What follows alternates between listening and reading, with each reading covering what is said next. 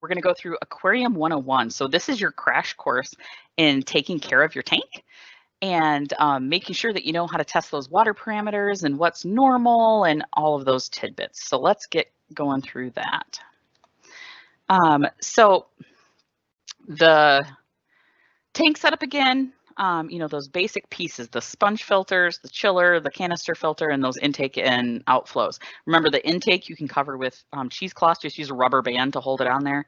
And if it gets dirty, throw it away. Put a new piece of cheesecloth on, especially for that first month or two. Then what you need to do is start testing water parameters. So if you set up your tank this weekend or next week, that's when mine's going to be set up, and I'm going to start doing water parameters. So you guys will be right along with me. And that's when you need to start doing that. So your initial water parameters, before you get eggs, your tank needs to be 52 degrees. But if you want to run it at room temperature between now and the beginning of November, go for it. That bacteria will actually start to colonize a little quicker because the water's warmer. And then remember, once you plug your chiller in, just to drop the temperature slowly to 52 degrees. You don't want to shock that bacteria. Your GH and KH, so those are your hardness values. And hardness and alkalinity is what the words are for those.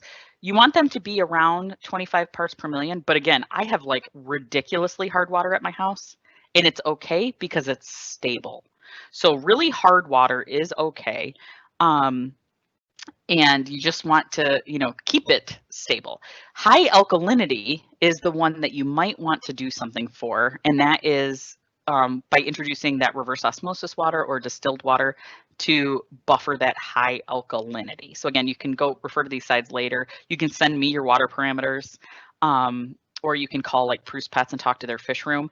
You know, they sell tropical fish, obviously, and ocean fish. But if you call and say, hi, I'm a salmon in the classroom teacher and I'm having water problems, they'll go, oh, okay, because every single person in that building can answer your questions. So don't feel like you're a pain because they're used to it, and so am I. You can ask in the Facebook group too. So people, you know, that are having the same problems will give you what they did as solutions. pH is the same way. So stability is way more important than the number, unless it's like ridiculously off. So Prue's Pets is a good example. So they're in Lansing, and Lansing water is notoriously awful water parameters. So they actually have huge tanks in the back part of their building where they pull in like 10,000 gallons of water at night and treat it because the alkalinity is off, the hardness is off, the pH is off, it's got chlorine. So they treat all that water ahead of time, 10,000 gallons at a time, let it sit for a full day before they ever use it. And that's the water that you can like purchase from them. It's already treated and sat and happy. So you can do that as well. So some teachers use like 30-gallon trash cans and they put them on like a rolling cart, and you fill it up with water and let it sit and treat it in large batches, and then use one of those tiny little pumps to pump it into your water when you need clean water. So there's a lot of solutions that we can help walk you through. Ammonia, 0 is always good. That is always your goal. When you're first starting your tank, you will see ammonia build up because you don't have enough bacteria to eat it all up yet. So what you'll see, we'll go through the graph in a second, but ammonia will be present at the beginning. Then all of a sudden it'll drop off and you'll start having nitrite with an I, and that'll go up, and then all of a sudden that'll disappear and you'll have nitrate. So once that has happened, you want your ammonia to stay at 0 and nitrite to stay at 0. Nitrate is the one that bacteria don't eat. That is the byproduct. That's the waste from this bacteria. So you have to manually remove nitrate, and the way you do that is with water changes. So I say once your tank is cycled, your job is to keep nitrate below 40 parts per million through water changes. So 10% changes every other day, or 25% changes once a week. You never want to do more than 25% at a time because, again, you don't want to kill off that good bacteria. But your job is to keep nitrate below 40 by doing water changes. So here's that nitrogen cycle. So like I said, ammonia starts off at 0. So like this is today. You're starting your tank up today. And then as your tank starts to cycle, and especially once you have fish in there, but hopefully now, you'll start to build up ammonia as the bad kinds of bacteria break down and die. So this ammonia starts going up. Well, now the good ammonia-eating bacteria start to colonize, and they start to eat that. And once you hit the point where there's enough of that bacteria to eat up all the ammonia, it starts going down. Well, after the ammonia, their waste is nitrite. So those ammonia-eating bacteria start producing nitrite. So you start seeing those levels go up. But then a nitrifying, that a nitrate or nitrite eating bacteria start to colonize your tank. And they get to the point where there's enough of that nitrite eating bacteria that they can eat it all up and it hits the bottom, right? That bacteria produces nitrate as its waste. And nitrate is the waste that you have to remove with water changes. So your job is to keep it below this 40-point threshold by water changes. So it'll drop, then it'll slowly go back up. You do a water change, it'll drop again, slowly go back up, and that's what you do for the rest of the year. If you all of a sudden start seeing ammonia or nitrite appear in your tank after it has cycled, something is wrong. You have dead fish in your filter, there's something stuck somewhere, you fed too much, there's too much waste, something's going on, and let's tackle it right this second. So there's some kind of helpful tidbits at the bottom here, and this is something even good to like print and stick to the wall. When you're cycling your tank, you will see ammonia rise, then nitrite rise, then ammonia drops to 0. Then you see nitrite rise and drop, and nitrate starts appearing, and now your job is to keep that cycle tank happy by doing water changes. Here are my do something thresholds. So if ammonia gets above 20, do a 10% water change like right that second. Do not pass go. And check the water parameters daily and keep it below 20 if you can. If you can't get it below 20 and you can't get it happy with those 10% changes, you can add a 5 times dose of the additive called SIC Prime. And what this does, it removes the chlorine from your water or binds the chlorine, but it also in emergencies can bind excess ammonia and nitrite for up to 48 hours and make your water safer for your fish. So if your ammonia is a little high and you have to wait till tomorrow to do a water change, you can add that 5-time dose of Prime. So it's just 5 times whatever the normal water treatment dose is, and it helps bind some of that excess. So that's a good thing to have on hand for emergencies. Same thing for nitrite. If it goes above 20, do a water change right this second, and then use that 5 times dose of Prime in emergencies. So water testing, we've talked about quite a bit, and this is how you do it. So you buy a water test kit. It's all these bottles. They come in a little plastic box with the vials. Get some spare vials if you're having students help you because they get dropped and shatter. Also have students wear safety goggles. Being good chemists, that's a good practice anyways, but I literally was doing water testing with like 16-year-olds and had one manage to get some of these drops in his eyeball, and it was a whole thing. So I always just try to advocate for safety goggles just to be good scientists. But basically each one of these vials has its own instructions. So you fill up the glass tube to the line, and this one might say drop 5 drops of this bottle, then shake, wait 1 minute, now drop 10 drops of this one, then shake, and whatever color it is, you lay it against the little color card and it tells you what the parts per million are. Each bottle has different directions, so make sure you read them carefully. One of them you have to shake vigorously for like 2 minutes before you ever use it. Other ones you count the drops until it turns a color. So each one has different directions. So make sure you read those. But yeah, so you just take this little glass tube with your now colored water in it and you lay it next to whichever test you're doing and line it up. These red circles are where you want to keep your parameters. So over here, pH, you hopefully are somewhere in there and it just stays put. So start testing now and make sure it's stable. And you can be in the pH range here if it's a high pH, but again, stable. Ammonia, once you're cycled, so once you've gone through that graph process, you want it to stay near 0 or at 0. And same thing for nitrite.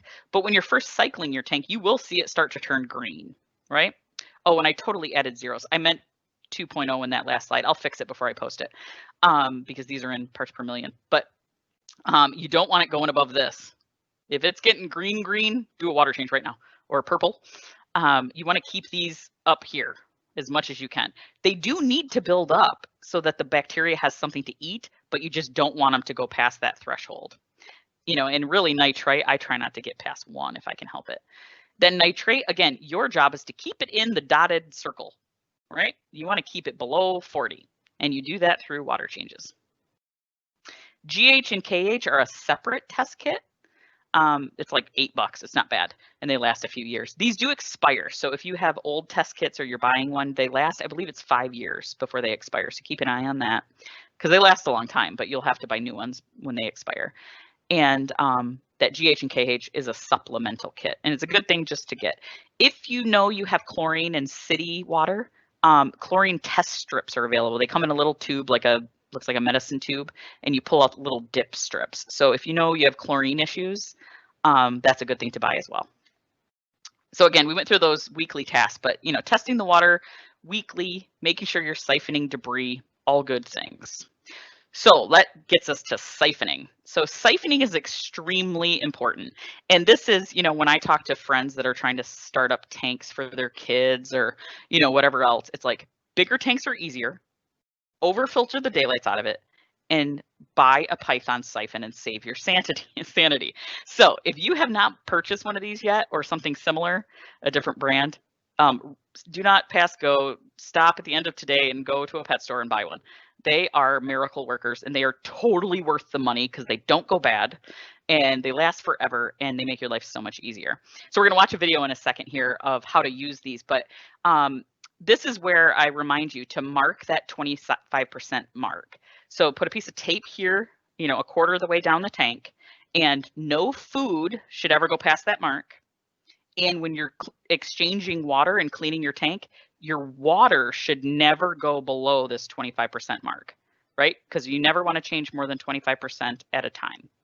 And you never want to change 25% more than like twice a week if you can avoid it. Like if your water primer is really bad, I guess you could do it more often, but 10% per day is better. So don't ever drop the water below 25% line, and don't let food go below that line because they won't eat it. But this is the Python water siphon, and we're going to watch a little demo video from a very peppy man that shows you how to work it.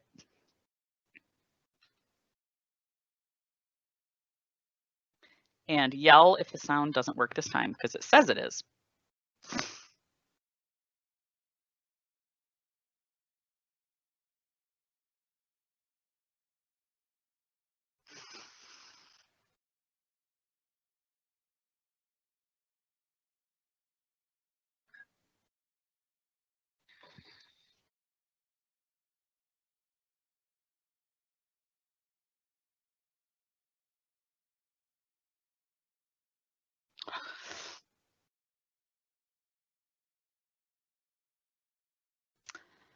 Thanks for Leah for texting me and telling me it's not working again.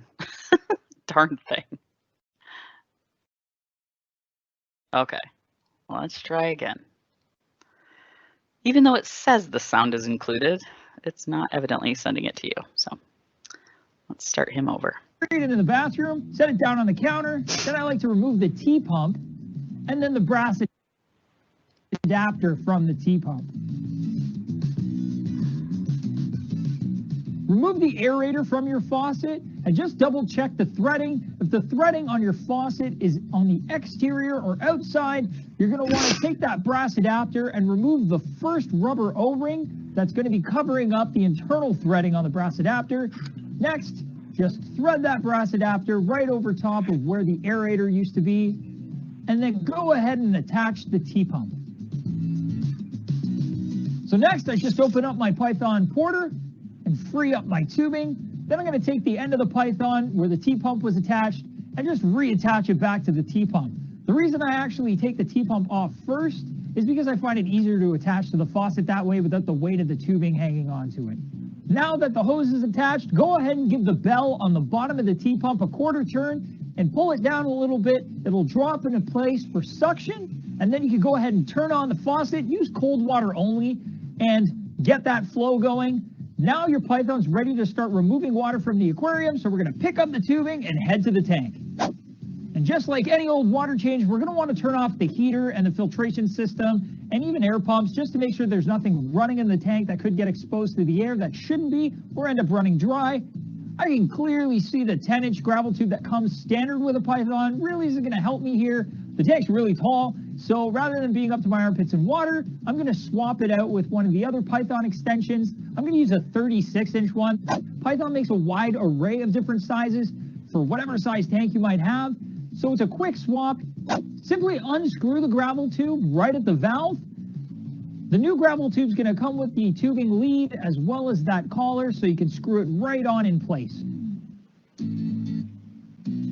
As soon as you get the gravel tube into the tank, you'll notice that the suction starts pulling the water up the gravel tube and then down through the tubing. It's going to take that water directly to your sink and then down the drain, which is awesome.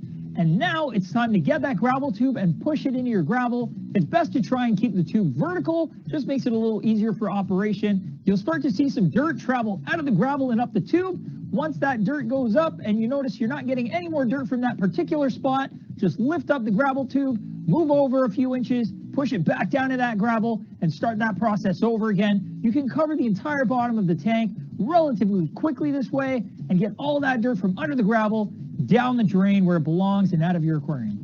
If you haven't pulled out enough water from the aquarium by the time you're done gravel cleaning, just leave the tube in there to extract water from the tank, stand back, and watch. With the tank drained to the appropriate level, you can go ahead and pull out the gravel tube. Any excess water that's in it, just let it drain out. Then go ahead and unscrew it from the valve block. Bust out your Python hook and screw that on in place right against the valve. Then hang that on the side of the tank, shut off the control valve, and head back to the sink. Back at the sink, it's time to get the water temperature appropriate for the aquarium. You want it to be as close as possible, so go ahead and add a little bit of warm water to the mix until it's the correct temperature. Then go ahead and grab that bell, push it up, and give it a quarter turn in the opposite direction to get it into the pumping mode, ready to refill the aquarium, and then head back to the tank. Now that we're back in the tank, it's time to open up that control valve and start refilling the aquarium. Right around this time, I like to add a little bit of water conditioner, just enough for the volume of the water that I've pulled out of the aquarium. You can go ahead and add it right to where the Python hook is attached, and it'll mix it all into the water for you.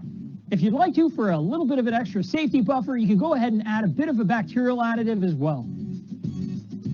Once the tank's filled up, just go ahead and shut off the valve and then head back to the sink. It's time to shut off the water and go ahead and open up that valve at the bottom of the T-pump again, and that'll allow us to actually drain the tubing as we wrap it up to get it ready for storage. It's important while you're wrapping up the tube to hold it above the sink level. This way, as you wrap it, any excess water in the tubing will run out and down the drain of your sink.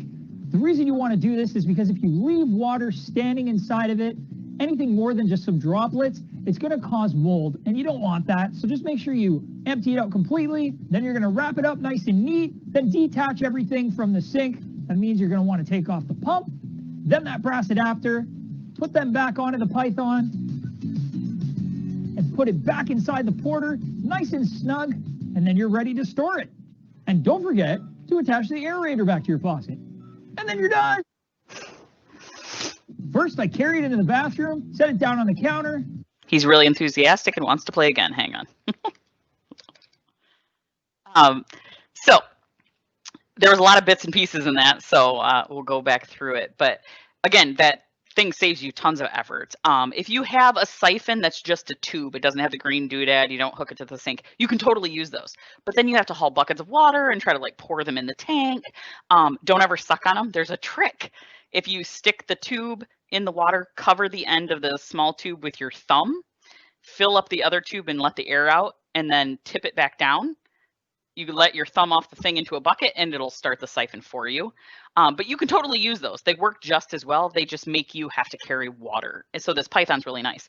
They also make them in really long lengths. And you can buy garden hose and make them even longer. So if the closest faucet to you is a utility closet 100 feet down the hallway, you can use this to get to that closet. You just got to make sure you do it like on off hours and put a sign over the hose in the hallway. But these make your life way easier, and you can get to faucets that are really far away. So maybe the water source in your classroom isn't the best, but the one in that faucet over there is. Use that one and use the Python to get there. The big thing with doing that J hook he put on, that doesn't come with it. You have to buy it separate, and you don't necessarily need it. But if you have to run really far to like turn off water and go back and forth, get it, because it makes your life easier. They also make a clip that like clips it right to your tank so the thing can't flop out of the tank and spray water all over your classroom. The other thing to keep in mind is as you're draining the tank, it's going through that green piece in the faucet and to the drain. You want to make sure that drain's not backed up. We had a teacher that, you know, the water ran normal if you're like washing your hands, but when you ran gallons and gallons of water, it didn't drain quick enough, and it actually overflowed into the classroom. And of course, it was in a different classroom. So she's standing in her room cleaning the tank, and the water's overflowing in a different classroom where she has it hooked to the sink. So just kind of keep those things in mind. But that siphon system totally makes your life easier. The extension tube, it depends what size tank you have. The short one might totally work for you. But your water's cold, so you don't want to be sticking your arms in it if you don't have to. So those extension tubes are pretty cheap and they last forever. I have a taller one for my tanks because my 150 is quite tall. So, and I'm not. So it helps to be able to reach all the way down to the bottom. So buy tools that make your life easier. And if you don't have the money to do it, find some sponsors because they will happily give you the funds to make your life easier because they want to support the program. So keep that in mind for sure. So let's jump back to another couple slides and then we'll do some questions and get ready for lunch. Okay, so here's our troubleshooting quick guide, but there is a multi-page section of your teacher guide that is the troubleshooting, and it kind of says things like, my water is cloudy, and this is probably why, and this is how you fix it. So some of the basic ones are there, and they're also on this slide. If it's outside that realm, post in Facebook, message me. We'll get it figured out for you. Call, the pet store and ask. But one common one is cloudy water. This is usually a bacterial bloom, so it's kind of milky looking water. That there's probably a dead fish or leftover food or something somewhere that the bacteria are feeding on and blooming. Reduce the light helps. So if you're close to a window, blocking off an end of the tank, they sell that backing material with the pretty picture. You can stick that to the tank to kind of reduce the light. And then check out all your filters. Make sure there's nothing in there that's breaking down and causing that bacterial bloom. There's also an additive called SIC Clarity, and it basically helps that bloom coagulate so that your filters will catch it, or you can siphon it out. It just clumps it up to make it easier to pull out of there. You can also add, like we were doing the cheesecloth on the filter intake, they sell what's called filter floss that you could wrap around that intake to catch all that debris to not muck up your canister filter. If you have green water, it's too much light. 100% the answer is there's too much light. So put a curtain on the window, turn your timer to less light from your light, those kind of things.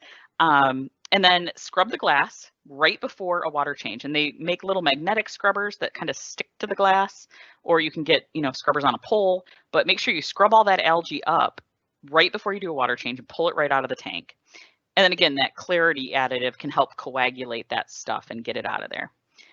If your water's too warm, make sure you have a good thermometer and keep an eye on it. That probably means your chiller has an issue. So quickly go get Ziploc bags of ice and add those to your tank. You don't want to just dump ice in your tank because a lot of ice machines use chlorinated water and that'll add chlorine to your tank. But in a pinch, do that, but also add some prime to abate the chlorine. Then troubleshoot your chiller. Vacuum it out, replace the fuse, make sure it's plugged in, do all those things. Call the customer support line for that brand of chiller. Call that HVAC or refrigeration expert. Try to figure out what's wrong. Post in the Facebook group, email me, all of those things. But until you can get it fixed, keep ice floating in the tank. Some people keep like old orange juice jugs, the clear plastic ones, full of ice in their freezer, just in case of emergency. You can throw that and float it in the tank. So just keep that in mind. If you ever have warm water, that is the first step, is to add some bags of ice to the tank and then solve the problem. If your fish are doing weird things, so they normally swim around and hang out and do their stuff. If they're swimming near the surface or near the bottom or sideways, something's wrong. So keep an eye out for high ammonia, because that will make the fish act weird, and low oxygen. So if they're up at the top and kind of gasping, that means low oxygen. If they're doing weird stuff and hanging out at the very bottom or swimming sideways, that's high ammonia usually. So the first thing you do is test your water parameters, then check your bubblers. Make sure bubbles are coming out in sufficient amounts. Do a quick water change. That'll add some clean, oxygenated water to the tank. Add extra air stones. And that's one of the equipment pieces you'll see is a battery powered bubbler. And I'll show you some extra stuff later, but you should have 2 emergency backup battery powered bubblers on your tank at all times. And what happens is you plug them into your outlet strip and they sit there doing nothing until the power goes out, and it realizes that and kicks right on and keeps putting air in your tank and keeps that water oxygenated. So if you ever have an issue where you have too low of oxygen, kick those on and have them run as extra air pumps. And then also add that 5-time dose of prime to temporarily bind extra ammonia and nitrite. Then another thing is early mortality syndrome. And this used to be more common before we treated the eggs with that thiamine solution you heard in the video. The adults eat alewives, and alewives deplete the adults of the vitamin thiamine. So we have to treat the eggs so they don't have that deficiency. EMS used to be pretty common. It's not very much anymore. And again, your eggs are in mixed batches. So you should have 1 fish with EMS or 3 fish with EMS, not 50, right? So if you have fish twirling and swimming on their side and you have 50 of them, it's ammonia. If you have 3, it might be EMS, and keep an eye on them. Once they do that, there's not much you can do. They're going to die. So pull them out of your tank and get them out of there before they die and get stuck to a filter and mess up your water parameters. Just like whitefish or other sick fish. You could have a quarantine tank, a separate tank if you wanted to try to treat those fish. But in hatchery world and fisheries world, we call it culling. You are culling the sick or dead fish or eggs and getting them out of the system. Because survival rate, in the wild, that female lays 5,000 eggs. And maybe 1% survive to reproduce, right? So our hatchery production is like 75% survival. And that's in, $1 million hatcheries with flow through water systems and high-dollar filters and experts standing right there.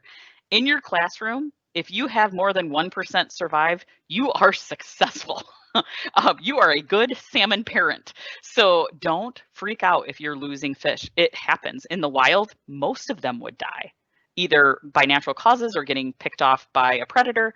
So survival is good. And some people do have, 75% survival, 80% survival. Some people run consistently at 10 to 25% survival. All of the above are right answers. And you just need to work on your skills to, get that percentage higher. And sometimes it's nothing you're doing. It might just be your water or your tank setup, and you don't really have a choice because you don't have money to buy something different right now. And all of those things are okay. If you lose all your fish, it is okay.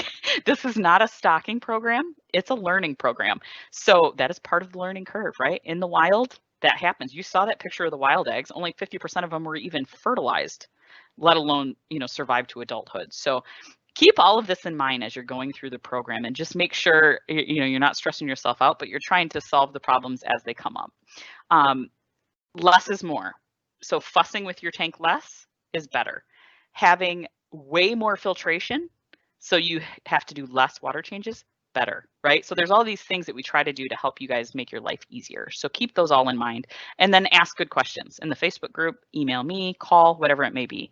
And we'll try to, get you over those humps as things arise and get you onto the path of fishy happiness. So